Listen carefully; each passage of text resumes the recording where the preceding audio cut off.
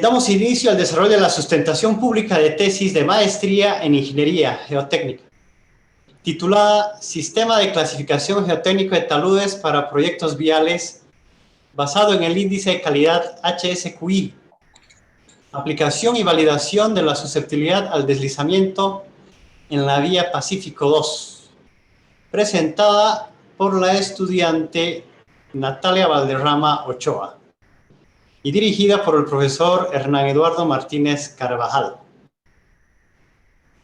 Participamos como jurados evaluadores mediante videoconferencia el doctor Luis Fernando Salazar Gutiérrez, investigador científico de CENICAFE. Luego tenemos al doctor Carlos Arturo Moreno Ceballos, ingeniero de instrumentación geotécnica de Integral S.A. Claro que nos conocemos. Bueno, y quien les habla, Luz Gersoldo Suárez Burgoa, docente de la Universidad Nacional de Colombia, en representación del Comité Asesor del Área Curricular de Ingeniería Civil. Y demás asistentes les damos la bienvenida. Y luego retornamos a este mismo canal y se comunica finalmente la decisión de aprobación o algunas recomendaciones que se tengan. Vamos a conceder la palabra a la estudiante Natalia Valderrama, para el cual tiene 45 minutos. Como dijo el profesor Ludger, el tema de mi tesis es Sistema de Clasificación Geotécnico de Taludes para Proyectos Viales, basado en el índice de calidad HSQI, calibración y validación de la susceptibilidad del deslizamiento para la vía Pacífico 2.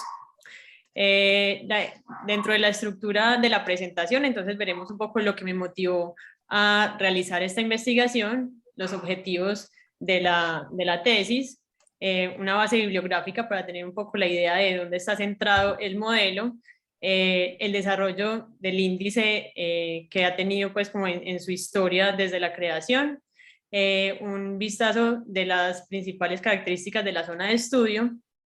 La metodología de investigación entonces se desarrolla en 4 o 5 puntos y luego hacemos el análisis de resultados, conclusiones y recomendaciones. Entonces, como motivación de la investigación, digamos, desde que empecé a ejercer mi ingeniería, pues mi labor como ingeniera, he estado trabajando en diversos proyectos de infraestructura, tanto urbanos como rurales.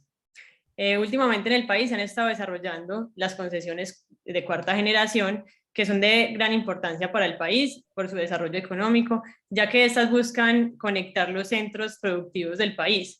Solamente en Antioquia se invirtieron cerca de 18 billones de pesos para conectarlos con el eje cafetero y con el Pacífico, entre otros lugares. Entonces, dentro de estas concesiones se presentó una situación específica dada pues, por la Ley de Infraestructura del 2013, en la que estas licitaciones salen al público buscando un cierre financiero, pero solo se busca una factibilidad técnica, no se llegan hasta los estudios de detalle para hacer la licitación. Entonces, esta situación genera que desde el inicio de la construcción de la vía no se tengan estudios de detalle y por lo tanto no se conozcan los puntos críticos específicamente de deslizamientos de taludes, que como sabemos y como muchos autores lo han desarrollado, es la principal fuente de pérdidas sociales, económicas y ambientales. Entonces esto es un poco lo que me ha motivado, porque digamos los estudios de detalle en la fase constructiva pues son bastante importantes, y por eso es importante pues contar con una zonificación de susceptibilidad al deslizamiento que dé una base para iniciar a conocer estos procesos que se van a encontrar durante la construcción y operación de la vía, para que no se generen reprocesos como los que pude visualizar, digamos, en la vía Pacífico 2.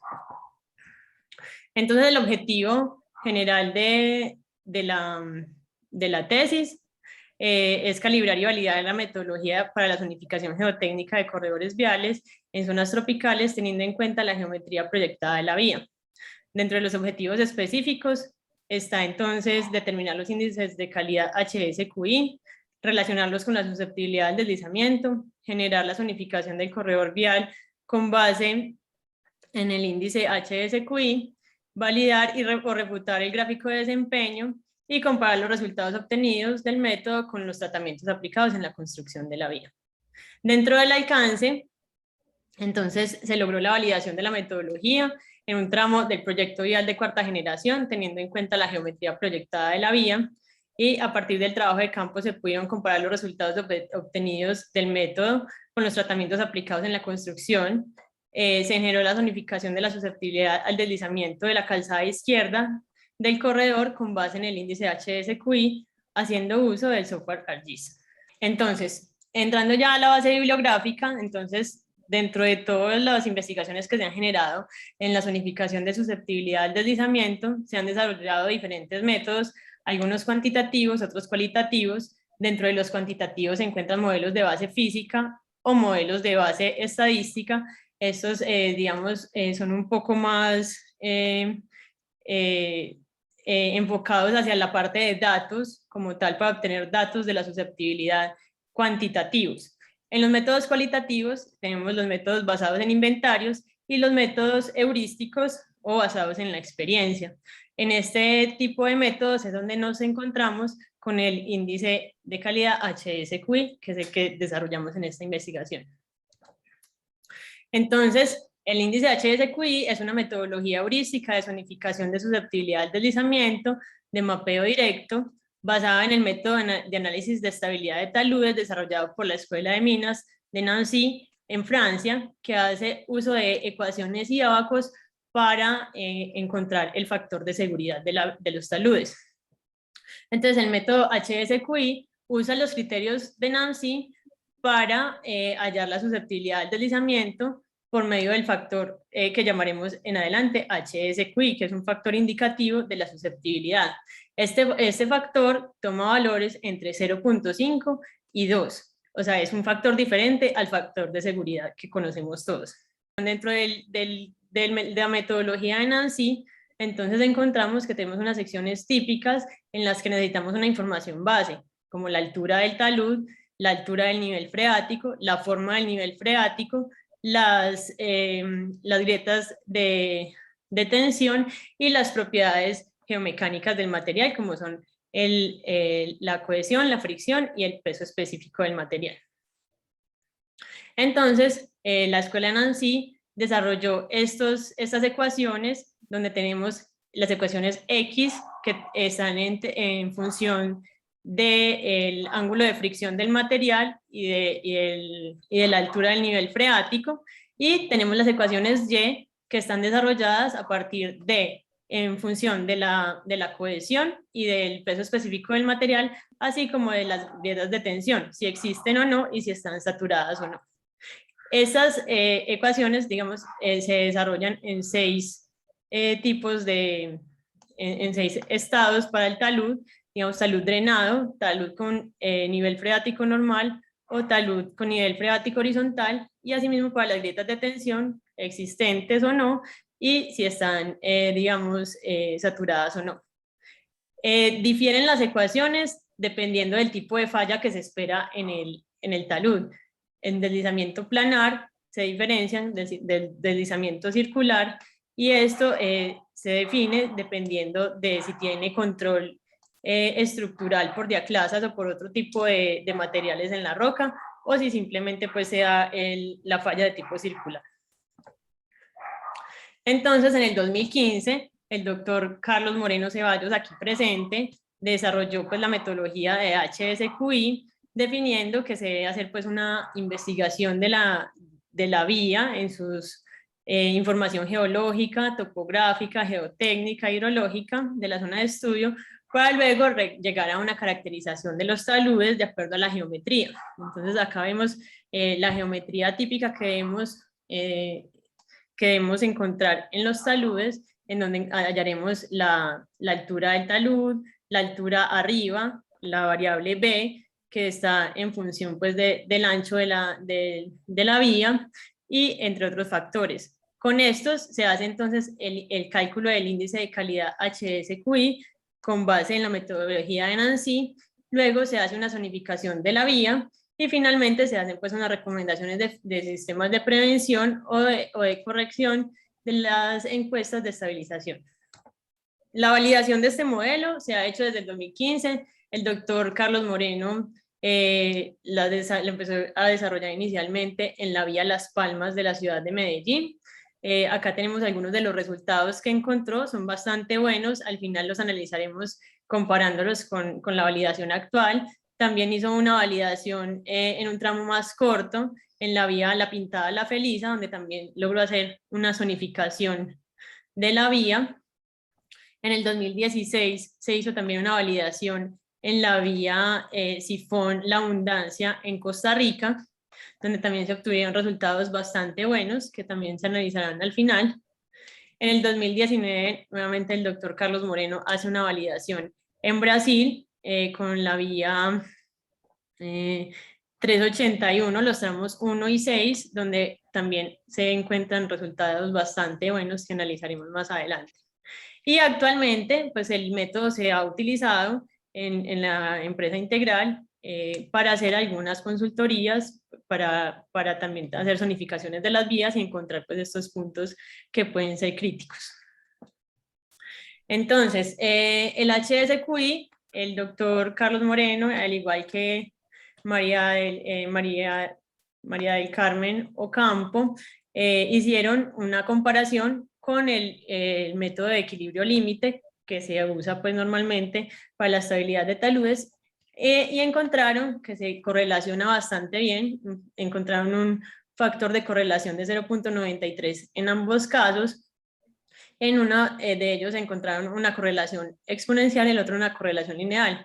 Por lo que podemos decir que aunque el método es sencillo, usando ábacos y ecuaciones bastante sencillas, prácticas, encuentra resultados muy similares a los de otros métodos pues, más exigentes. Entonces, las ventajas. Es un método sencillo y de aplicación sistémica, fácil de usar, es bastante práctico, permite hacer un análisis preliminar de la susceptibilidad del deslizamiento de la vía y permite obtener su zonificación, considera los datos geométricos de la vía proyectada y no requiere el uso de software especializados para el análisis de estabilidad. Ahora entraremos entonces en la zona de estudio. Entonces, la vía Pacífico 2 está ubicada en Colombia, en Antioquia, en la parte del suroeste antioqueño. Específicamente, la vía pues tiene un total de 96.5 kilómetros, 37 de ellos son en doble calzada. También tiene un tramo en calzada sencilla, que es la parte de rehabilitación, que es en la parte de la pintada hacia Primavera. Cuenta con un túnel de 2.5 kilómetros, que es el túnel Mulatos, ubicado en la unidad funcional 4. Y tiene el tramo de rehabilitación, que como les mencionaba, está en la pintada Primavera. Nuestra investigación se centrará en la unidad funcional 1, en el tramo La Pintada Bolombolo, que es esta de acá, en la unidad funcional 1 que va desde La Pintada hasta Puente Iglesias.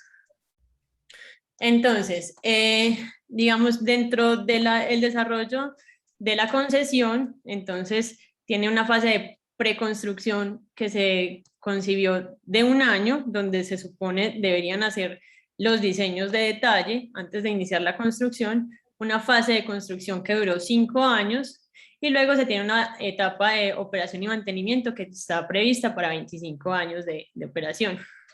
La firma del contrato se hizo entonces en septiembre del 2014. Luego se dio inicio entonces a la construcción en noviembre del 2015 y los diseños de detalle entraron en junio del 2016, donde vemos pues el problema que les comentaba al inicio de la presentación, que los diseños de detalle no se tienen desde el momento previo de la construcción de la obra. Yo trabajé en la vía, en el consorcio Farallones, entre los años 2018 y 2019, como ingeniera de control de la ejecución. Por lo tanto, pues pude ver algunos de los inconvenientes que se presentaron en la vía por la falta de estos diseños definitivos y pude visualizar pues, las inestabilidades presentadas en puntos críticos que no fueron observados a tiempo. El inicio de operación se dio en noviembre del 2020 y pues en este momento estamos en la etapa de operación y mantenimiento de la vía. La zona de estudio entonces se encuentra acá, podemos visualizar en el plano, esta es la vía completa, en esta parte podemos observar la unidad funcional 1, que como les comentaba, está entre La Pintada y Puente Iglesias, son aproximadamente 17.9 kilómetros de longitud, de los cuales se tomaron 12 kilómetros para la investigación de la vía. Se eligió este tramo porque fue el que presentó mayor cantidad de procesos de inestabilidad durante la construcción, debido también a la falta de estos diseños definitivos. Entonces, esta es la vía, la unidad funcional 1, es una zona montañosa ondulada de clima tropical cálido húmedo, con regímenes de lluvia bimodal, 12 kilómetros de vía, y se centró el estudio en la calzada izquierda, ya que la calzada derecha, como veíamos acá, está hacia el lado del río Cauca. En la calzada izquierda es donde se generaron la mayor cantidad de cortes y de cortes importantes que va hacia las laderas. Entonces, en la metodología de investigación, vamos a ver que vamos a hacer la validación del sistema de clasificación HSQI, con el caso de estudio de la conexión vial Pacífico 2, se hace entonces una revisión de la información de la vía y trabajo de campo. La información previa que se revisaron fueron los diseños, fase 3, la definición de las secciones y parámetros y variables de HSQI se hacen con base en esta información preliminar y con la información pues, del trabajo de campo. Se hace entonces la determinación del índice de calidad HSQI a partir de la metodología de Nancy, y finalmente se hace la zonificación del tramo de estudio con ayuda del sistema de información geográfica ArcGIS. Se hace entonces el gráfico de desempeño y se compara con la vía construida para mirar cómo la metodología refleja de manera adecuada lo que se presenta actualmente en la vía. Entonces, de la información relevante de los estudios, tenemos pues la topografía en la que vemos que está delimitada por el río Cauca, y hacia la parte izquierda, la calzada izquierda, tenemos pues la zona más ondulada y montañosa. El diseño geométrico, pues digamos ya están un poco familiarizados, está definido por dos calzadas de 2 carriles por calzada. El ancho del carril es de 3,65 metros, el ancho de la calzada es de 7 metros aproximadamente, y pues tiene, digamos, una pendiente máxima de 6%. Esta, como pueden observar, es la sección típica de la calzada, de las dos calzadas, la calzada derecha y la calzada izquierda, donde vemos efectivamente que la mayor parte de los cortes afectan la calzada izquierda. En la parte de hidrología, entonces podemos observar que nuestro tramo de estudio, que inicia acá en La Pintada y va hacia Bolombolo, hacia Puente Iglesias, está afectada por dos estaciones meteorológicas, la Túnez y Nacional La Granja. Entonces, podemos observar que ambas tienen régimen de lluvia bimodal con una precipitación multianual entre 1.800 y 2.600 milímetros anuales. En la geología, entonces, podemos mirar que la unidad funcional 1 se caracteriza principalmente porque el macizo rocoso subyacente pertenece a rocas sedimentarias de la formación Amagá, areniscas, arcillolitas y conglomerados dispuestos de forma errática con espesores variables. Entonces, lo que nos define esta geología es el cañón del río Cauca y la formación Amagá. Sobre esta formación Amagá, como vemos en la imagen inferior, se encuentran suelos residuales y depósitos de vertiente en los que están la mayoría de los cortes de la calzada izquierda. Entonces, lo que se encontró en los estudios es que la mayor parte de los suelos están de corte de los taludes, están en esta parte de suelos residuales y depósitos de vertiente. Nunca se llegó a la roca, al macizo rocoso, por lo que no se encuentran pues rocas expuestas a lo largo de la vía. Bueno, entonces en la parte de geotecnia podemos ver que en los estudios se hicieron 60 perforaciones, aproximadamente 1000 metros de perforación. 6 de estas perforaciones se hicieron en taludes mayores a 10 metros. 7 de las perforaciones se hicieron en los puntos críticos que encontraron en los diseños. Se hicieron 37 SPT. En las perforaciones donde fue posible se tomó muestra Shelby, pero solo se recuperó el 10% del material, por lo que muchos de estos no pudieron ser aptos para hacer las pruebas de laboratorio. La variación significativa de los resultados corresponde a que, efectivamente, como les decía, la mayoría de los suelos son depósitos de vertiente y suelos residuales que, como podemos ver en la fotografía, están definidos por una matriz finogranular con clastos, gravas y diferentes y rocas de diferentes tamaños embedidos en esta matriz de finogranular. Entonces, es difícil encontrar un parámetro fijo para estos suelos, ya que son bastante variables a lo largo del corredor por la variación de los materiales. Y, digamos, en los diseños establecen estos valores con los que se hace la estabilidad de taludes, pero realmente no son representativos de todo el corredor. Realmente en ninguna de las perforaciones se hallaron estos valores, simplemente se hizo pues como un ponderado para usar estos valores. Lo que deja pues como en entredicho que después de hacer 60 perforaciones que tienen un costo bastante elevado, se llegue pues a estos valores de una manera, digamos, más experimental. Entonces, en los diseños también pudimos ver que se hace una sectorización del tramo de la unidad funcional 1 según los espesores del perfil estratigráfico.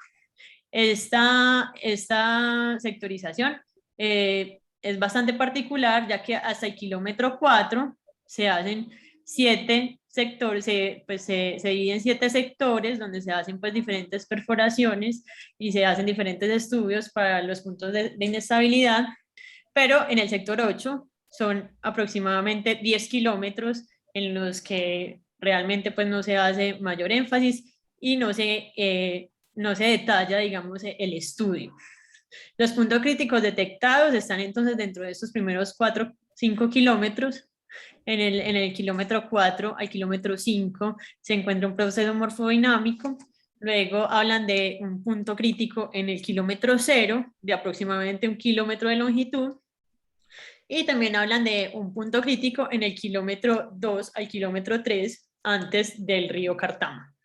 En los diseños se hace entonces con los parámetros geomecánicos que ya les mencioné. Se hace un análisis de estabilidad de taludes con el método de equilibrio límite por medio del software Slide, donde encuentran que para el factor de seguridad estático y pseudodinámico son todos estables. O sea, todos los tramos que se subdividieron para todos los tipos de alturas de taludes, se encuentra que todos son estables. Entonces, a partir de esto, los diseños definen que los tratamientos que se deben hacer a los taludes se basan básicamente en revegetalización, en mantos, en biomantos, o en hacer bermas para los taludes superiores a 10 metros, bermas de 4 metros con revegetalización. Solamente en el tramo 6, que sería el kilómetro 1.700 al 2.200, se habla de que se haga concreto lanzado con barras de acero. Bueno, entonces entramos ahora a la implementación de la metodología HSQI. Para eso debemos definir los parámetros geométricos de cada una de los taludes. La vía se divide pues entonces en secciones cada 50 metros para los 12 kilómetros de vía elegidos. Entonces son 240 secciones a las que les hallamos estos parámetros geométricos y se tiene en cuenta la topografía de la vía para hallar si el flujo es divergente, paralelo o convergente para poder entrar a las ecuaciones de Nancy de talud drenado, talud con nivel freático normal o talud con nivel freático horizontal, dependiendo pues de la topografía de la vía. Con los parámetros entonces entramos a los abacos de Nancy, donde se puede hallar el factor de seguridad. En este caso, pues como habíamos dicho, se usan las ecuaciones, pero se va a entrar a hallar el índice HSQI, que sale efectivamente pues de los abacos de Nancy. Acá tenemos pues un ejemplo de los valores hallados, donde se halló la altura del talud, la altura del nivel freático, la inclinación del talud, los parámetros geomecánicos del suelo, la geología que lo define y los flujos dependiendo de la topografía. Se hace entonces la determinación del índice HSQI, donde tenemos, entonces a partir de las ecuaciones de Nancy, se halla el índice HSQI y definimos el tipo de susceptibilidad dependiendo de si está entre 0.5 y 1, se analiza una susceptibilidad alta, o sea, para valores bajos de HSQI tenemos susceptibilidad alta al deslizamiento, para valores entre 1 y 1.4 se habla de una susceptibilidad media, y para valores entre 1.4 y 2 se habla de una susceptibilidad baja. O sea que si los valores de HSQI son altos, tengo una baja susceptibilidad al deslizamiento.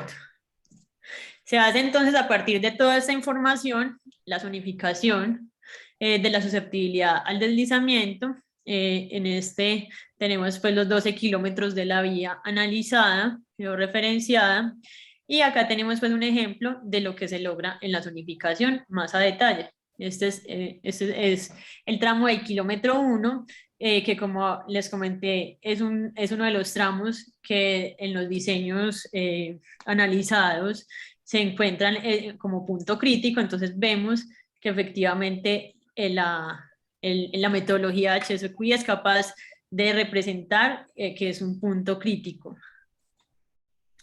Bueno, entonces hacemos ya entonces el gráfico de desempeño. Para hacer el gráfico de desempeño, entonces vamos a mirar la importancia de la vía para usar un factor de corrección de altura. Este factor de corrección de altura está en función de la importancia de la vía. Inicialmente se tenía para el método unas definiciones un poco más generales. Estas son las definiciones que usamos en Colombia según los tipos de vías que manejamos acá, en carretera secundaria, principal o autopista. En este caso, como estamos hablando de una vía de cuarta generación, estaríamos hablando de una autopista. Por lo tanto, la altura corregida vendría siendo, se dividiría por el factor de 0.6. Entonces, según esto, acá tenemos la altura corregida y tenemos que la mayoría de los puntos de los taludes analizados nos indican que se deben hacer sistemas de estabilización conjuntos y drenajes superficiales y subsuperficiales, que es lo que efectivamente vemos en varios puntos de la vía. Y también para los taludes, digamos, con menor altura, se tienen sistemas de estabilización localizados y drenajes superficiales y subsuperficiales. Este factor pues es importante, digamos, analizarlo con cuidado, porque para una vía tipo autopista nos estaría diciendo que casi se duplicaría la altura para las recomendaciones de estabilización. Entonces es importante mirar eso en algunas investigaciones más posteriores. Bueno, entonces a partir del gráfico de desempeño, hallamos entonces de la totalidad de los 240 taludes analizados, tenemos con susceptibilidad alta, o sea, un HSQI menor que 1, 193 taludes de los analizados. Con susceptibilidad media, 31, y con susceptibilidad baja, 16. De estos, con el trabajo de campo, se encontró que de los 193 que fueron concebidos como susceptibilidad alta, se tienen 110 con inestabilidades que no se tenían contempladas en el diseño. O también pues acá dentro de estos 110 están los tramos de los puntos críticos que sí se hallaron en el diseño. Acá entonces tenemos los porcentajes que son muy cercanos a los que estaban propuestos por el doctor Carlos Moreno Ceballos en su trabajo inicial, unos valores muy cercanos a los que estaban propuestos por él, por lo tanto vemos que la zonificación pues, se hizo de acuerdo a la metodología que se tenía propuesta. Entonces, en el análisis de resultados podemos ver entonces los puntos críticos que se tenían en los diseños iniciales de la vía. Tenemos el punto crítico del kilómetro 0 al kilómetro 1, presenta, digamos, procesos que tienen que ver pues con la formación amagada, donde se hacen procesos geodinámicos que en este caso pasan por todo el corredor de la vía, ¿cierto? Están afectando directamente la vía y por esto se ven, digamos, contemplados en los diseños. También vemos que entonces en la aplicación de la metodología HSQI, ella, como les mostraba anteriormente, reproduce de manera bien exacta, pues, que tiene una susceptibilidad alta al deslizamiento. Hay algunas zonas, digamos, donde la altura no es tan alta, donde se tienen, pues, susceptibilidades medias, pero en general el tramo completo del kilómetro tiene una susceptibilidad alta. Entonces, comparándolo con el trabajo de campo, entonces podemos ver que efectivamente en el kilómetro cero más 150 hasta el 250 hay un muro de contención donde un proceso de inestabilidad bastante grande, se ve representado en el modelo desde el kilómetro 150. Vemos que acá empieza la susceptibilidad alta entre dos tramos de susceptibilidad media. Y acá podemos ver que donde hay tramos de susceptibilidad media, efectivamente el terreno, digamos, es un poco más allanado.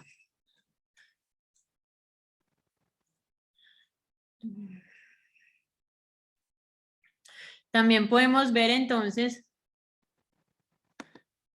que en el tramo del kilómetro 0 más 400 y de ahí en adelante hasta el kilómetro 0 más 900 se ven diferentes procesos de inestabilidad, como podemos observar en esta imagen que fue tomada durante la construcción de la obra. Ya se empezaban, pues ya se visualizaban los procesos de inestabilidad, incluso pues ya se habían derrumbado algunos taludes que no se les había hecho ningún tratamiento, y por eso más adelante se tuvo que recurrir a construir muros de contención, muros de gaviones y concreto lanzado con anclajes.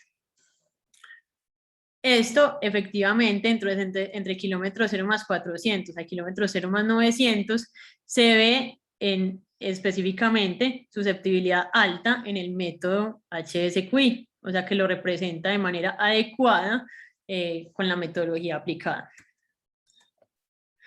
En el punto crítico de kilómetro 2 más 600 a kilómetro 3 más 400, entonces se evidencian diferentes procesos morfodinámicos, cicatrices en diferentes zonas, y también se evidencia una socavación en la parte de la ribera del río Cauca y en la margen derecha del río Cartama. Este es el río Cartama. Sobre el río Cartama se construyó pues un puente que es el segundo en longitud del proyecto, pero tenemos la dificultad de que en el tramo luego del río no se hizo ninguna fotografía para analizar.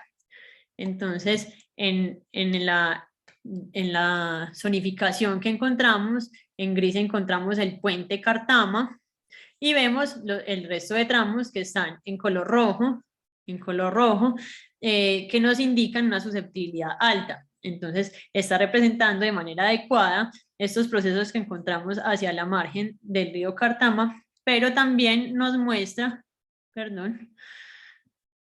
que pasando el río se encuentran procesos inestables. Este punto, que sería el punto del kilómetro 3 más 600 al 4 más 600, la metodología HSQI logra evidenciar que tiene un proceso de inestabilidad, una susceptibilidad al deslizamiento que no logra evidenciar el método usado en los diseños, pero que en la construcción de la vía, evidentemente, estas son fotografías estas dos son en diferentes etapas, se ven los procesos de inestabilidad que se causaron.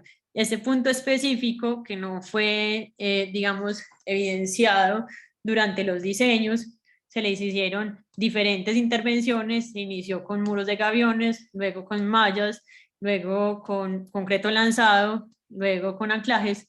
Finalmente, al día de hoy se está terminando de construir unos muros en pilotes para poder generar la estabilidad de este tramo, que efectivamente con la metodología HSQI se pudo visualizar, pero que digamos en los diseños que se hicieron para la vía no se logró visualizar.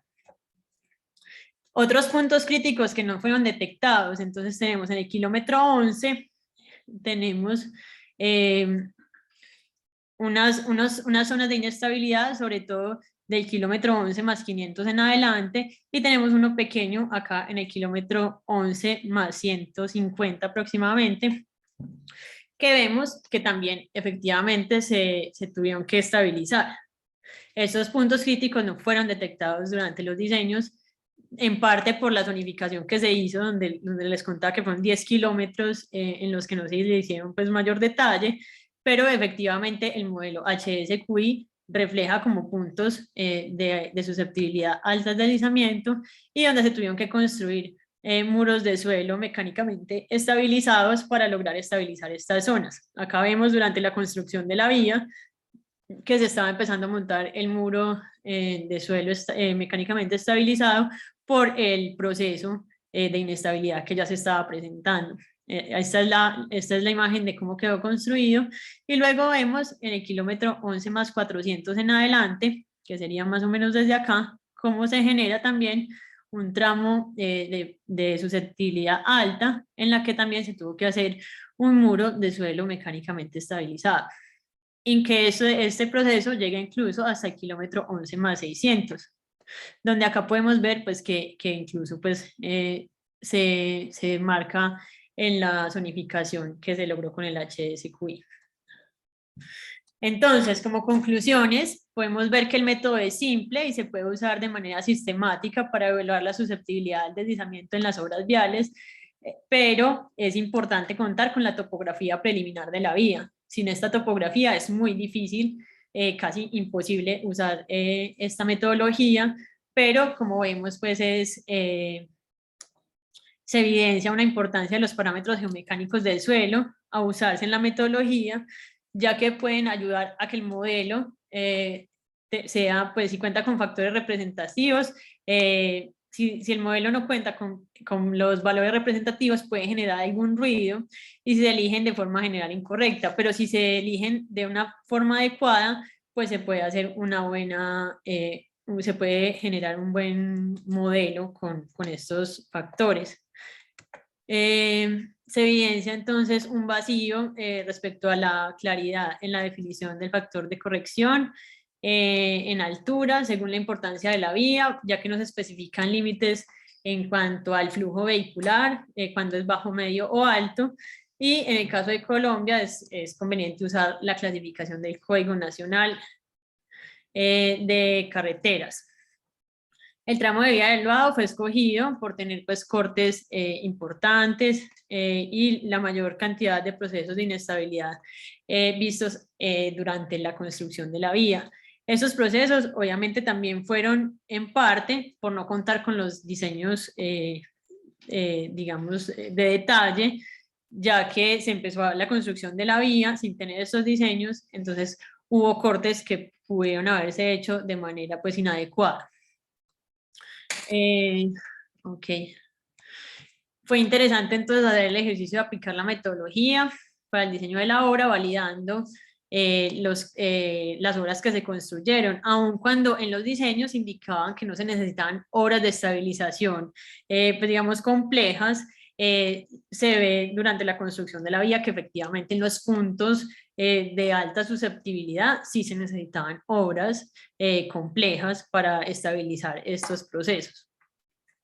El método, digamos, no reproduce de manera adecuada las transiciones entre zonas estables e inestables, especialmente cuando se encuentran tramos cortos, lo que aumenta de manera significativa la cantidad de true negatives en el análisis ROC. Esto, digamos, se me olvidó decirles acá cuando estábamos pasando por el kilómetro 11, en estas zonas, perdón, en estas zonas donde tenemos los cambios entre susceptibilidad alta a media, hay algunos que nos salieron pues como falsos negativos o falsos positivos. Entonces esto nos hizo pues que no nos diera, digamos, un buen porcentaje al momento pues del análisis ROC. Entonces en el análisis ROC tenemos entonces que nos dio pues nos dio unos valores, ya les voy a decir, una tasa de false positive de 2%, que es una buena tasa. En el análisis ROC que se había hecho en las vías anteriores, en Las Palmas, en Sifón La Abundancia y en las vías de Brasil, entonces tenemos que la tasa de false positive cada vez se iba mejorando más. A nosotros nos dio una tasa del 2%, por lo cual decimos pues que es una buena tasa. En la tasa de true positive, entonces tenemos el 98% para la vía Las Palmas, el 100% para las vías de Brasil y el 69% para la vía Sifón La Abundancia. A nosotros nos dio una tasa del 98%, la cual es similar a la de la vía Las Palmas. Pero en la tasa de True Negative, entonces tenemos que, digamos, cada vez se iba mejorando en el modelo, del 57% de la vía Las Palmas, 31% en la vía Sifón La Abundancia y 2% en las vías de Brasil, lo cual, como les decía, para el caso de esta vía en particular, nos dio una tasa del 82%, con lo cual lo que pude visualizar es que estas se dieron fue en esos tramos en los que se hacen transiciones entre las susceptibilidades altas, medias y bajas, como es el caso del kilómetro 11. Ahí fue donde se dieron la mayor parte de taludes con susceptibilidad alta que realmente eran estables. ¿Listo?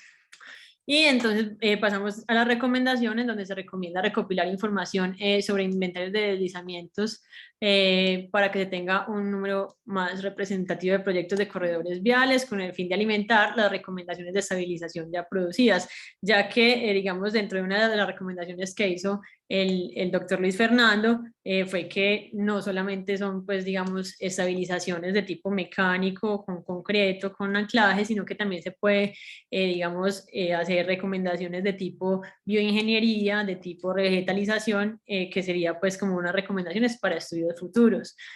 También se recomienda mejorar la elección del factor de corrección de importancia de la vía, adicionando, por ejemplo, el tránsito promedio diario o algún otro factor que pueda ayudar a especificar el tipo de vía, ya que sigue siendo pues una manera muy general de hallar este factor de importancia de la vía.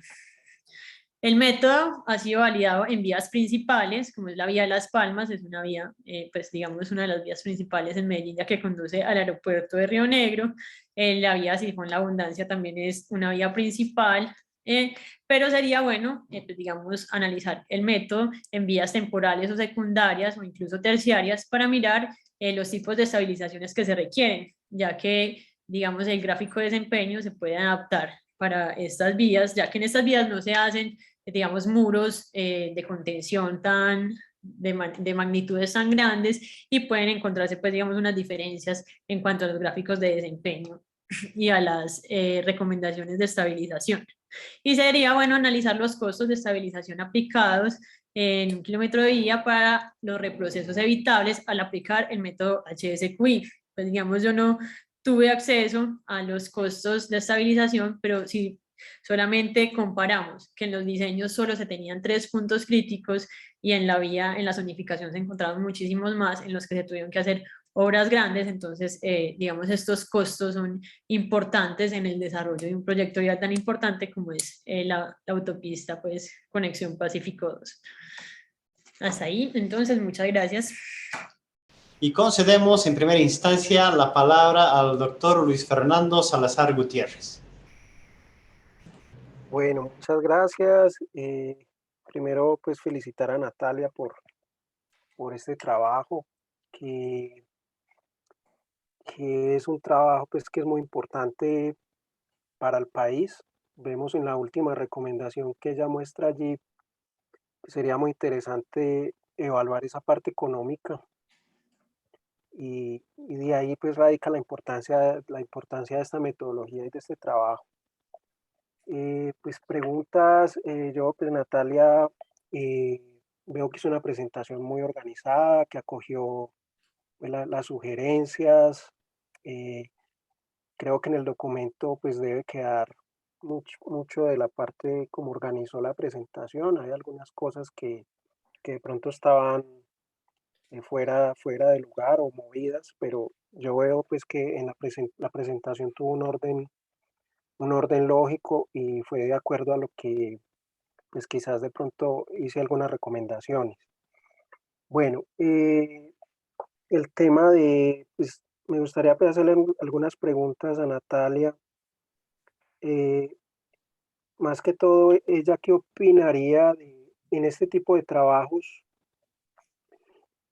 utilizar otro tipo de modelos como los modelos en base física, si ella conoce algo al respecto, porque vemos que estos modelos pues, que son muy válidos, pero tienen algo de heurísticos. Sí, pues los modelos en base física obviamente pues son mucho más rigurosos y pues digamos tienen otra perspectiva, digamos, para hacerlo. Es una perspectiva un poco más científica, lo siento yo, porque estos modelos en base heurística lo que pasa es que son mucho más prácticos para la implementación.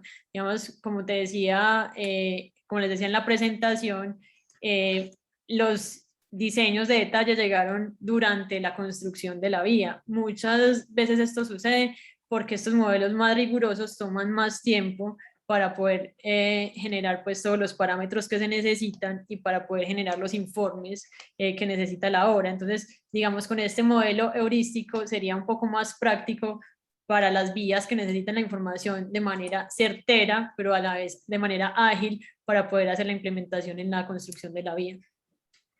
Sí, correcto, Natalia. Tengo otra pregunta. El tema, estos modelos, muchos eh, se configuran a partir de ábacos, ¿cierto? Uh-huh. Y muchos de estos ábacos fueron, pues puede ser que yo esté equivocado, pero fueron como pensados o, o desarrollados sobre suelos en otras condiciones, en condiciones subtropicales. ¿Qué limitaciones le ve usted a la aplicación de este tipo de metodologías con base en estos ábacos en suelos tropicales? O si no tiene ninguna limitación. Sí, pues realmente la limitación del abaco se define a partir de las ecuaciones X y Y que están definidas pues en las diferentes formas de presentación de los taludes. Pero siempre llegamos al punto en que esto se define por los parámetros geomecánicos del suelo, o sea, cohesión, fricción y peso específico. Realmente la condición radica en que estos parámetros sean hallados de manera, digamos, correcta. Como les comentaba, para suelos residuales y depósitos de vertiente es difícil hallar estos parámetros, más en una vía pues de una longitud importante, donde la variación de los terrenos es muy grande. Entonces, digamos, esa sí sería una limitación porque cambiando estos parámetros puede cambiar de manera significativa los resultados del modelo. Bueno, Natalia, no, muy bien. Natalia, ¿qué faltaría para que estos estudios digamos que esta metodología que es tan importante, qué faltaría para que ya se pueda implementar en el país de una manera más general? Pues realmente creo que simplemente es que se conozca la metodología, pues que haya una divulgación de ella y que se empiece a implementar. O sea, es de fácil implementación, se puede hacer de una manera sistemática, incluso pues de la manera, alguien que no tenga, digamos, acceso a los software de estabilidad de laderas que son comerciales ahora, puede implementar esta metodología con facilidad. Incluso para la zonificación ni siquiera tendría que usar un sistema como ArcGIS, sino que lo podría hacer incluso sobre la topografía de la vía, digamos, porque ya tienes todos los datos para hacerlo. Entonces, digamos, es una metodología que se puede utilizar en cualquier tipo de situación y sería muy bueno, digamos, en la parte de vías terciarias donde no se hacen estudios muy rigurosos, poder usar esta metodología para que al menos se puedan estabilizar los puntos críticos antes de que se generen, porque estas vías afectan a las personas pues, más vulnerables de nuestro país, entonces para que se puedan hacer las estabilizaciones adecuadas y no esperar a que sucedan pues catástrofes o problemas pues de inestabilidad serios que afecten a las personas. Sí, no, es cierto. Natalia, bueno, ya tengo pues unas últimas dos. Yo veo que tú tomaste pues el lado izquierdo de la vía, porque pues es el talud superior, que tienen más altura, más inestables, pero pues uno ve mucho en este tipo de vías, pues también que falla, por ejemplo, en tu caso el lado derecho, porque allí es donde están los llenos, se hacen los llenos, y principalmente en esta vía que es muy atacada, muy afectada por el río Cauca. Entonces, o no sé, pues puede ser que esté equivocado, pero pues eso es lo que tengo en la mente. Si hubieras aplicado digamos, en toda la vía, pues este método daría para aplicarla toda, al talud superior y al lleno. Y si lo hubieras aplicado en toda la vía, ¿cómo crees que hubieran sido los resultados? Bueno, pues a partir del trabajo en campo pude observar que hacia la calzada derecha no se tenían muchos problemas de inestabilidad, realmente pues son muy pocos y son muy superficiales que se pueden pues digamos solucionar con revegetalización o con otro tipo de obras más pequeñas. Pero sí, la metodología se puede aplicar en toda la calzada de la vía. De hecho, pues la metodología lo que hace es tomar a partir del ancho de la calzada, él toma una longitud hacia la derecha y hacia la izquierda, mirando una afectación, pues digamos, según la topografía, de cómo puede afectar los movimientos, pues, a la vía. Entonces, aunque solo se tomó la calzada izquierda, en parte la metodología lo que hace es mirar hacia el lado derecho también si se tienen cortes o llenos para revisarlo, ¿cierto? Entonces, ¿cómo pudo haber sido si tomara toda la vía? Probablemente tendríamos puntos críticos o digamos en las zonas donde se hace esa transición entre susceptibilidad alta, media y baja, podría ser un poco más refinado en esos puntos. Bueno, Natalia, ya para terminar, el tema del número de muestras, digamos, para los parámetros geotécnicos. Entonces, tomaron allí como 60 puntos y diferentes muestreos de SPT, todo esto. ¿Qué criterios se tendría como para definir, digamos, un número de muestras?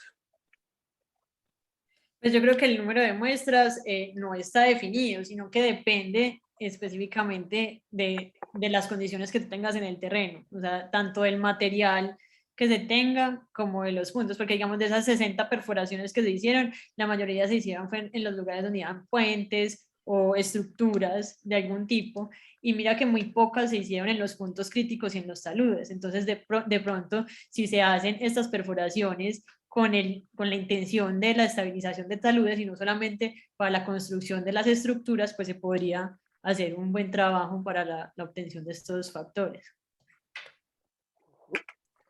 Bueno, no, muy bien. Pues esas eran mis preguntas por ahora. Entonces, pues doy paso a otras preguntas de Carlos de Jurado. Muchas gracias, doctor Luis Fernando Salazar. Bueno, entonces concedamos la palabra al doctor Carlos Arturo Moreno.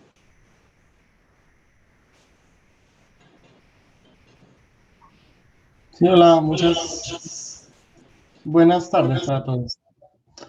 Bueno, yo no quería como hacer una pregunta, pues unas preguntas específicas, sino como conversar un poquito con Natalia algunas cosas que me parecieron importantes De hecho, porque yo también trabajé con esa metodología y es comentar lo siguiente. Yo trabajé pues la metodología HSQI pues de primera mano, pues digamos comenzando ella em, en la vía Las Palmas, en la vía Las Palmas y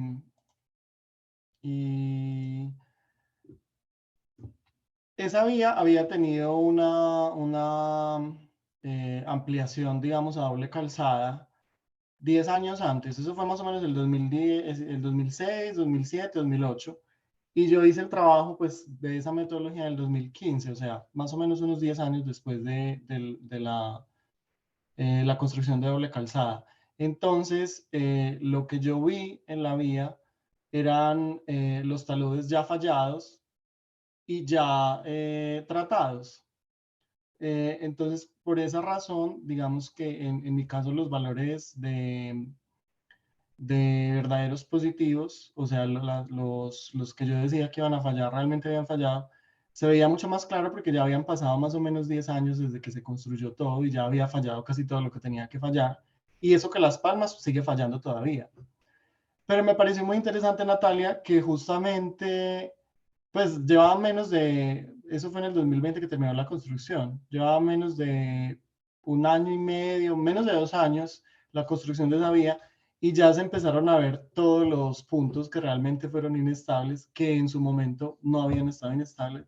O sea que no tuvo que pasar 10 años ni 15 años para que se viera todo eso, sino que menos de un año ya se ve todo, o inclusive dentro de la construcción ya se empezaban a ver ese tipo de inestabilidades que se hubieran podido prever o de alguna manera tratar mejor con una metodología simple así como esta. Eh, bueno, es algo que me parece interesante porque igual, por ejemplo, la vía que yo también hice en Brasil, también tenía varios años ya de haber sido convertida en doble calzada, porque es una vía muy importante. La diferencia con esa vía, lo que pasa es que como Brasil no es tan montañoso y esa zona ya no es tan montañosa, ya es como eh, eh, una topografía un poco más plana, entonces de alguna manera había menos zonas susceptibles, pero lo que yo estoy sintiendo es que esta metodología es muy aplicable a esas zonas montañosas, o sea, realmente... Eh, fue aplicada a Costa Rica, fue aplicada a Las Palmas aquí en Medellín, fue aplicada en ese sector de Pacífico 2 y realmente casi toda la zona parece como si fuera de susceptibilidad alta, pero realmente es porque es de susceptibilidad alta porque estamos en la mitad de una montaña, ¿cierto? Entonces, eh, no sé, Natalia, que me podría complementar con respecto a eso, o sea, ¿qué pasa con esta geomorfología que tenemos acá en esta región? Y cuál es esa particularidad del método, de ese método HSQI que acabaste de explicar y acabaste de, de tratar en esta vía, que hace que sea muy específico de estas zonas.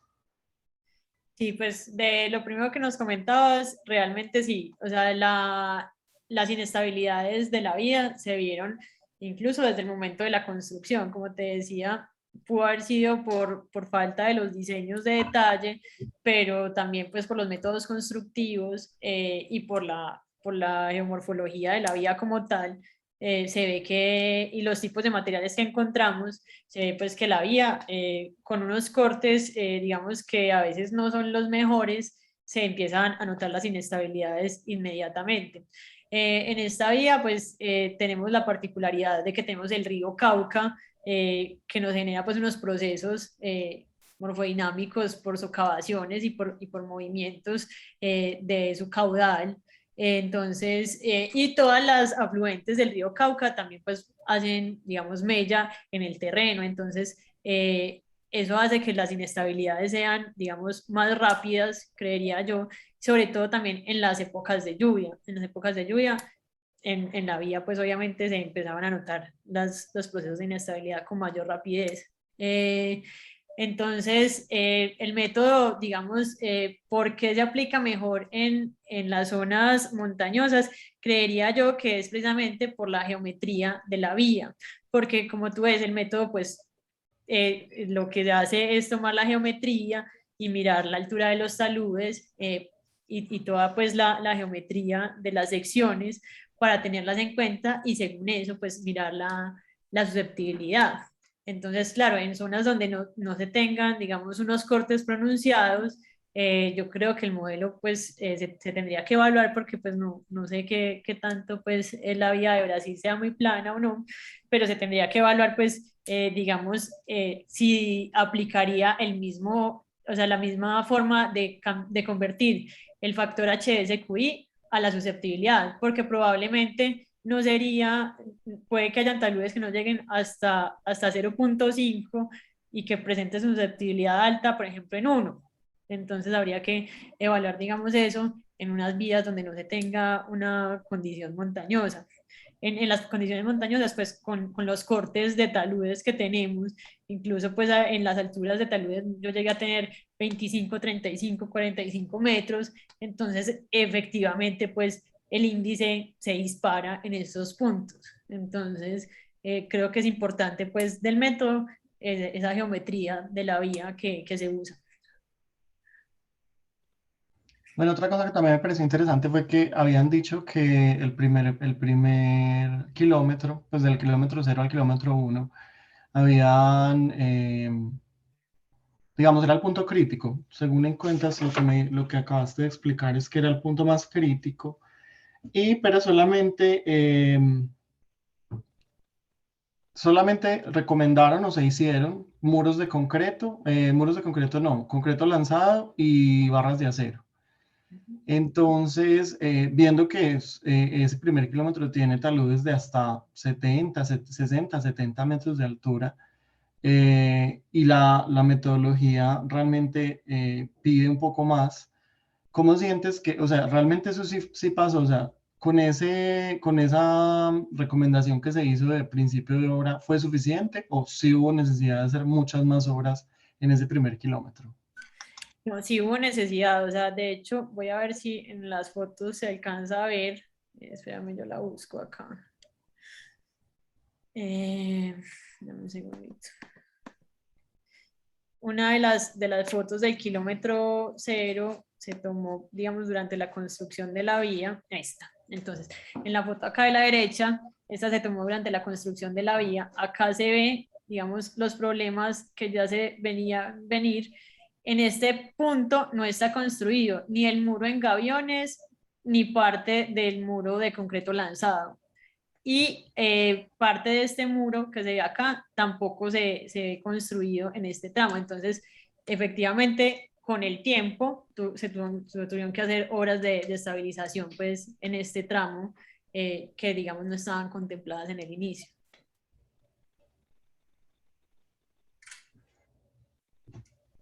Bueno, pasando a otro tema que me parece importante también es el tema que utilizaste, pues la fotointerpretación que utilizaste para verificar esas superficies o cicatrices de deslizamientos anteriores o deslizamientos activos. Esas son fotografías pues que te brindaron ahí en el proyecto, o pues ¿cómo hiciste para tener acceso a esa información? Sí, pues el acceso a la información, pues obviamente se me facilitó por haber trabajado pues en el consorcio Farallones, pues que fue el consorcio constructor de la obra. Entonces, obviamente, pues los contactos con los que quedé, los diseñadores y compañeros, pues me ayudaron para obtener estas informaciones de las fotografías, pero realmente es difícil obtener la información. De hecho, pues o sea, fue un poco complicado obtener pues estos diseños iniciales porque obviamente con el paso del tiempo y la construcción de la vía, los diseños de detalle pues fueron actualizados muchísimas veces, incluso pues todavía creo que están terminando de actualizar porque obviamente tienen que quedar dentro de los diseños todas las obras que se hayan hecho en la vía que llegaron después del proceso constructivo. Entonces, llegar hasta estos diseños iniciales fue un poco complicado. Y con respecto al trabajo de campo, tú hiciste un trabajo, pues tú trabajaste allá, entonces me imagino que ya habías hecho un trabajo de campo previo, digamos, a haber decidido hacer ya el trabajo de campo para verificar cada punto. Pero entonces, ¿hiciste un trabajo de campo único o fuiste varias veces y estuviste varias veces verificando o yendo No, al, pues al sitio? obviamente durante el trabajo en la vía, pues mi trabajo como ingeniera de control de la ejecución era efectivamente revisar todas estas obras que quedaran pues hechas de manera adecuada y que y que los procesos de inestabilidad quedaran estabilizados. Entonces obviamente tuve trabajo de campo durante todo el tiempo que trabajé en el proyecto, pero cuando yo llegué al proyecto, parte de la unidad funcional uno ya estaba casi terminada. O sea, la unidad funcional uno estaba, digamos, ya estaba presentando sus procesos de inestabilidad, pero ya estaba construida la vía como tal, pues toda la parte con carpeta de rodadura y demás. Pero sí, claro, tuve un trabajo constante en la vía, sino que, digamos, es difícil cuando uno hace el trabajo en campo, pues es dedicado específicamente a lo que uno necesita en la obra. Cuando uno hace el trabajo en campo para la tesis, pues es, digamos, con otra mirada. Entonces, sí volví después de que ya estuvo terminada la unidad funcional uno y que yo ya había salido del proyecto a hacer otro trabajo en campo para ahora sí mirar como con detalle toda la parte pues de los puntos inestables que nos mostraba la zonificación. Eso me parece muy interesante porque realmente hiciste como un acompañamiento eh, bastante tiempo del sector, entonces yo creo que ya tenías como mucho más claro dónde era que estaban los procesos más importantes, dónde estaba el movimiento más activo y también pues creo que eso te ayuda, pues yo siento que eso como que eh, te da más herramientas para trabajar en la propia metodología. Entonces en ese sentido, eh, pues tú recomendarías también hacer varios, no varios trabajos de campo, pero hacer primero un reconocimiento de la zona antes de comenzar a utilizar esa metodología HSKI, o realmente se podía comenzar a utilizar de cero sin ni siquiera saber de qué se trata la vía o qué hay. Pues de poderse se puede hacer sin ir al terreno, pero pues para mí es fundamental hacer pues una visita de campo antes de usar cualquier tipo de metodología, porque muchas veces nos volvemos ingenieros pues de escritorio, como llamamos, y no es lo mismo pues digamos que la vía te muestre, o que el procedimiento te muestre, ah, es que aquí tengo una altura de 20 metros y tú vas a campo y dices, no, pero es que venga aquí, ¿dónde está la altura de 20 metros? Resulta que se llevaron el resto de la montaña o que un proceso de inestabilidad te bajó toda esa altura a 10 metros o a 5 metros. Entonces, sí es muy importante hacer un punto de reconocimiento inicial y hacer, pues, digamos, varias visitas a la obra para poder, digamos, refinar la metodología, porque pueden haber, digamos, puntos en los que se presenten situaciones que no son las esperadas o que son diferentes a lo encontrado en campo. Bueno, ya como para finalizar ya este conversatorio ya que está muy interesante. Mira que son diferentes tipos de suelos, diferentes tipos de terrenos pues, en los que se ha aplicado esta metodología. En Las Palmas, pues, todos sabemos cómo son Las Palmas, pero bueno, Las Palmas tiene una primera parte que es suelo residual de un stock, del stock de San Diego. Luego vienen los suelos residuales de rocas metamórficas y también algunos pues, afloramientos de roca exactamente. Pero lo que yo vi más en Las Palmas fue, por ejemplo, deslizamientos de suelo como había mucho nacimiento de agua y muchas quebradas, entonces también ese tema del agua hacía que se presentaran muchos flujos.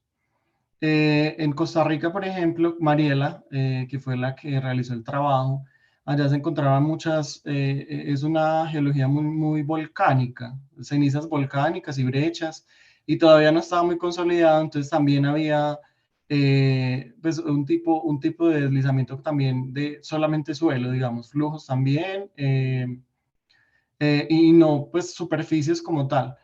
Y en Brasil ya también era una geología mucho más antigua, entonces el suelo residual, la capa de suelo residual era muy profunda, entonces siempre se presentaban deslizamientos en suelo.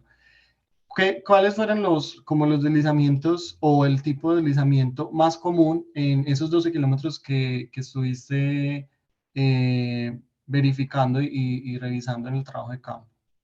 La mayoría fueron suelos residuales y depósitos de vertiente en las zonas cercanas a las quebradas o a las zonas de, digamos, de drenaje de los taludes. Entonces, sí, o sea, era una matriz muy finogranular, pero con clastos y con gravas de diferentes tamaños. Ese es el deslizamiento típico que se ve en la zona. Entonces, más o menos es típico también en las otras zonas. Sí. Realmente es lo que más se ve pues, en estas zonas montañosas, inclusive en Brasil. Imagínate, Ah, sí. bueno, entonces era más o menos eso era lo que quería conversar contigo. Muchísimas gracias. Muchas gracias, Carlos.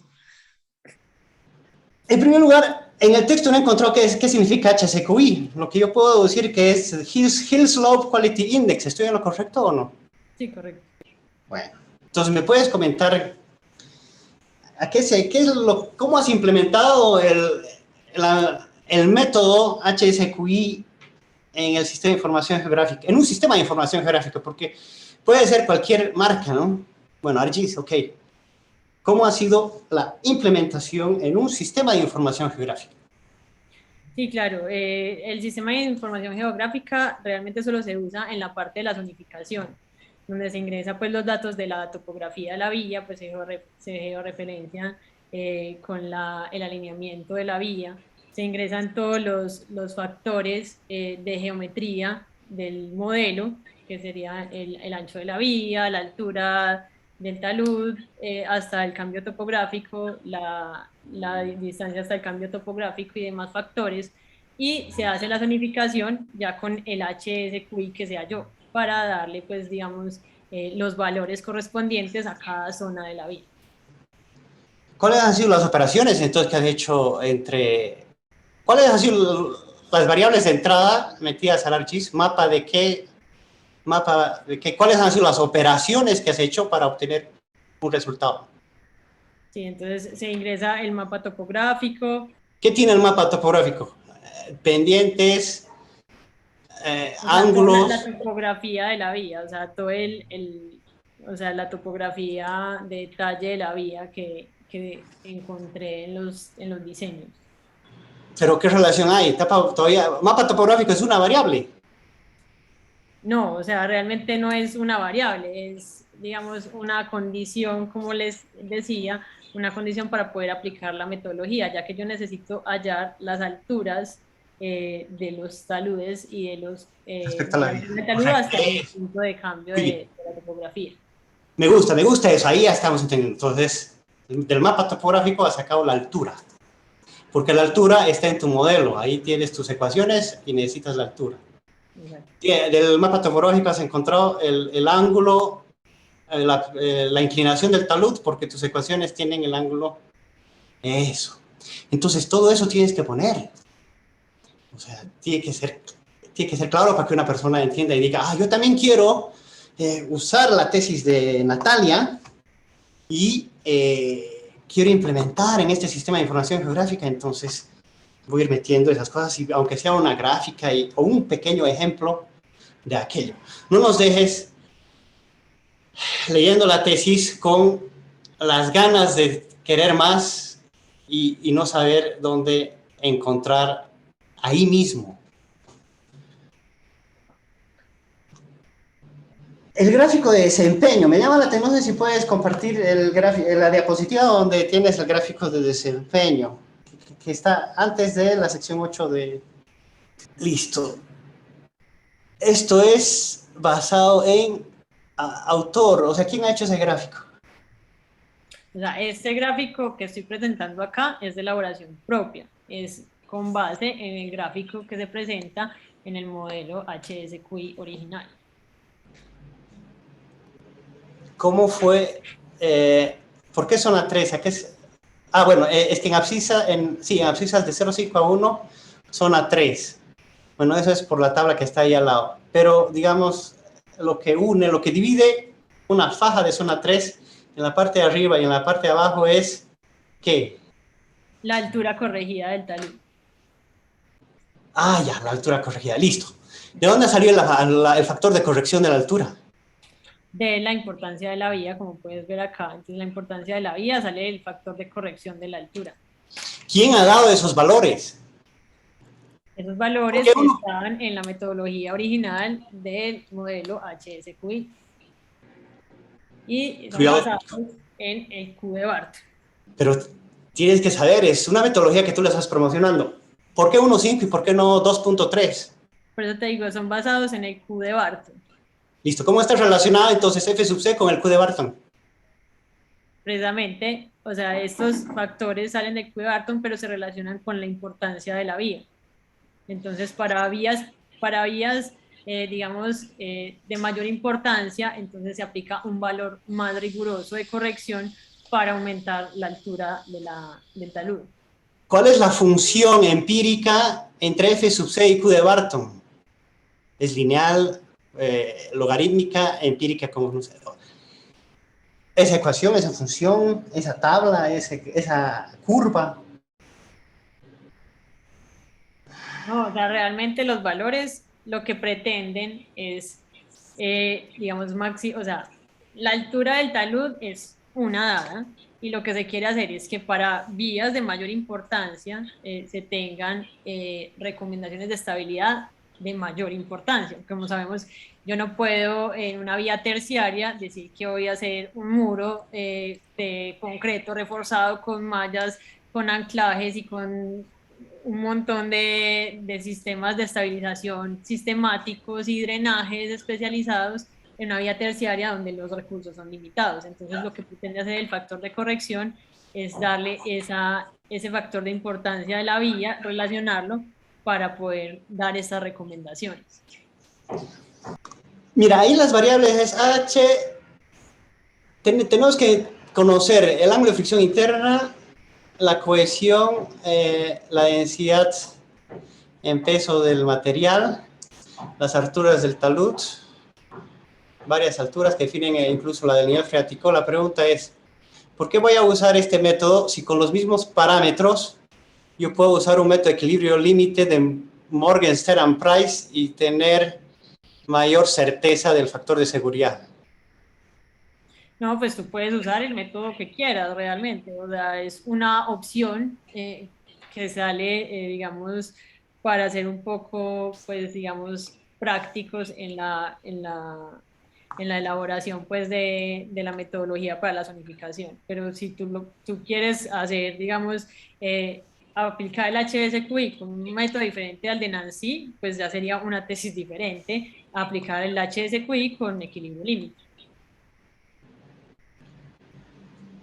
Pero ahí en una de las conclusiones dice que el método es más económico, pero el costo de obtener los parámetros para este método y para un Morgenstern Price me cuesta lo mismo. O sea, en cuanto al método de estabilidad inicial, sí, lo que es económico es porque no usas un software especializado para hacer los cálculos de la zonificación. ¿Qué recomendaciones haría a la vía en las zonas de alta susceptibilidad? Ok, he empleado este método HSQI, alta susceptibilidad del deslizamiento. ¿Cuál es el siguiente paso? No método, o sea, ¿cuál es el siguiente paso? Listo, terminamos HSQI, mañana hay que trabajar en el proyecto. ¿Qué hay que hacer? Entonces ya se tienen las recomendaciones según el tipo digamos, de zona en la que se encuentre el talud, pues se tendría que evaluar qué tipo de estabilización usar. Si sería estabilización conjunta, estabilización localizada o simplemente control de drenaje en la erosión. Ah, bueno, ya estoy entendiendo el HSQI. Es como un Q de Barton de túneles, pero para taludes. Algo así. Bueno. ¿Qué es el ROC? Ahí he visto, por ahí he encontrado un ROC. ¿Qué es el ROC? El ROC es una metodología para la validación pues, digamos, de la metodología implementada, donde tienes, digamos, tienes digamos, una parte que es la clasificación y otro el clasificador. Entonces, en la clasificación entraría si es verdadero o falso. Entonces, en este caso nosotros definimos verdadero para susceptibilidad alta y falso para susceptibilidad baja. Y el clasificador entonces sería positivo o negativo, dependiendo si en campo se encontró que era inestable o estable. Orientaciones de las discontinuidades. Estás usando falla plana. En este caso se usó falla circular en la mayoría de los tableros. Y en caso de que haya falla plana como Se cambia la ecuación para hacerlo con falla plana. ¿Y dónde entran la orientación de las discontinuidades en el macizo rocoso en el sitio? ¿Y cómo entran en el modelo? Entonces, mira, en el modelo lo único que nos indica es si está controlado estructuralmente, se asume que es falla planar, entonces se usan estas ecuaciones. Si no está, digamos, controlado estructuralmente, como es el caso de la mayoría de los taludes que tuvimos, que tuvieron los depósitos por encima del macizo rocoso, entonces se usan estas ecuaciones de este lado. No se tienen en cuenta, digamos, las orientaciones de las discontinuidades en este modelo. Un método cinemático.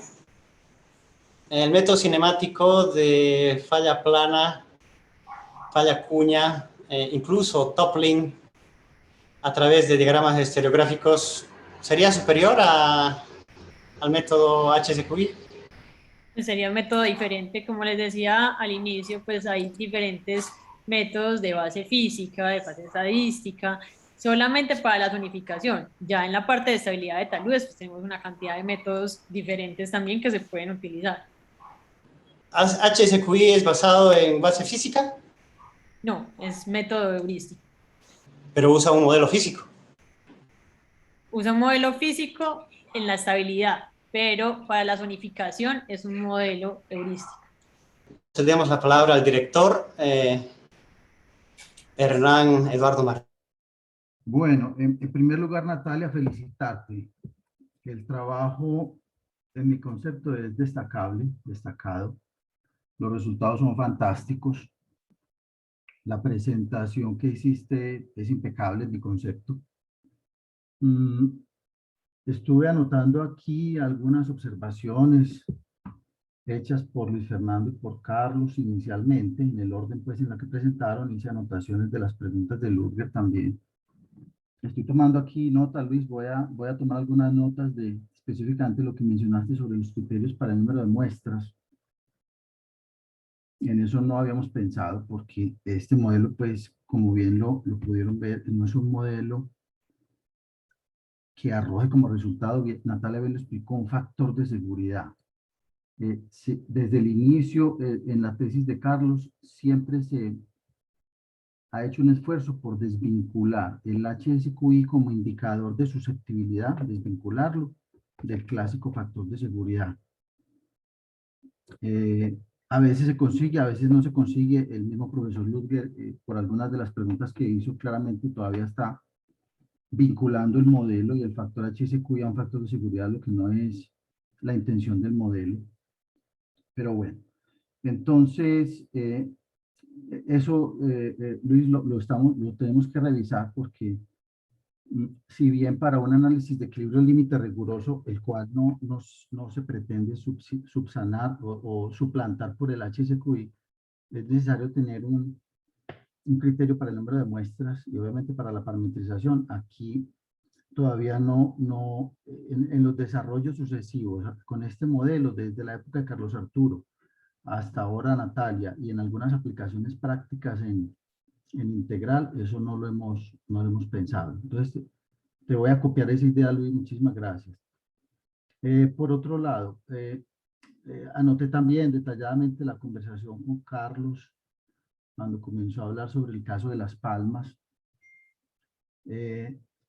Obviamente, Carlos, pues tu conversación con Natalia fue larga, creo que también quedaste satisfecho y eso pues me alegró mucho.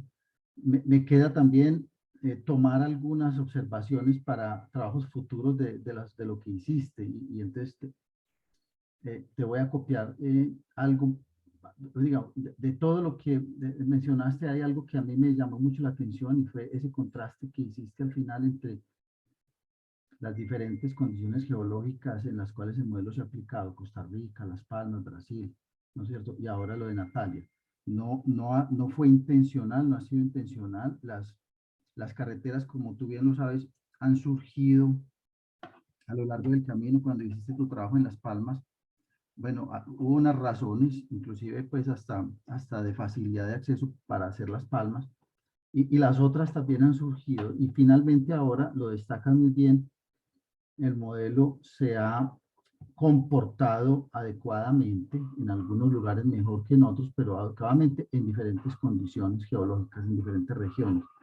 Eso yo creo que ya abre un camino para escoger la próxima vía con otro criterio. ¿Sí?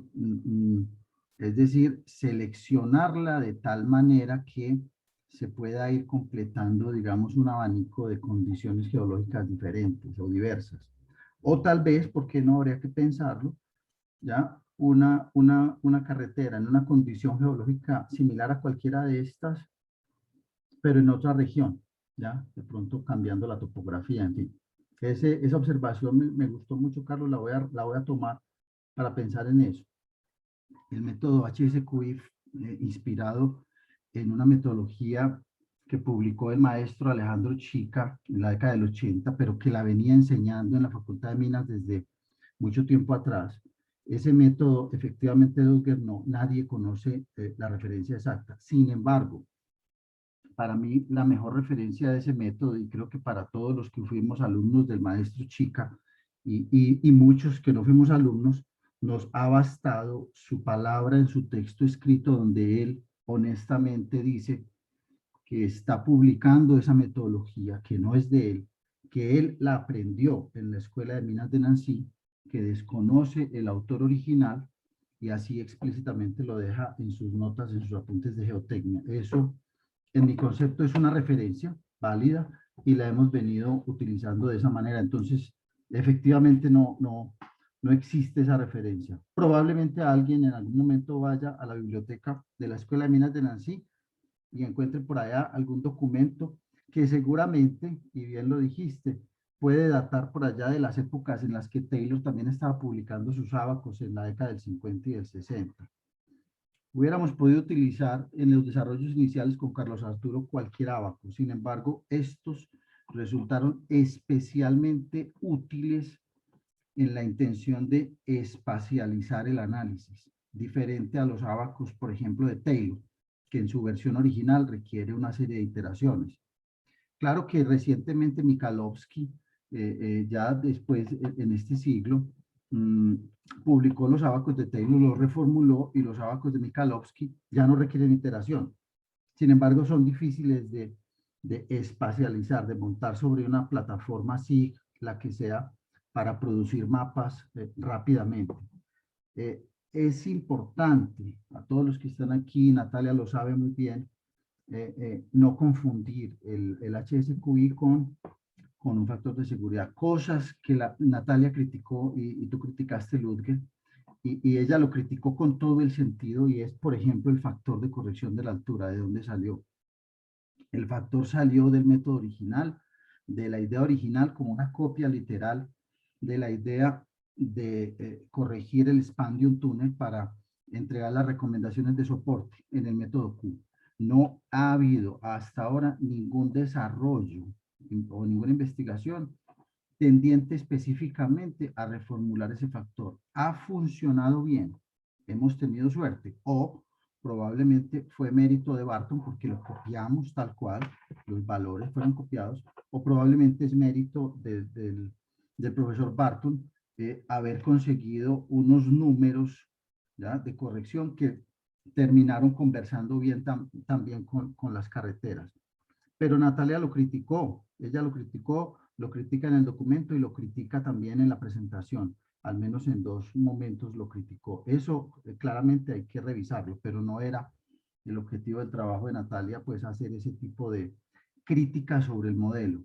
¿Qué queríamos? Ella bien lo dijo, aplicar el modelo en una carretera diferente a las demás, ¿ya? Y validar, aprovechando la gran oportunidad que la carretera tenía datos de muy buena calidad, la oportunidad que Natalia estaba trabajando allá para ver una vez más si el modelo efectivamente consigue reproducir o no condiciones de puntos críticos durante construcción.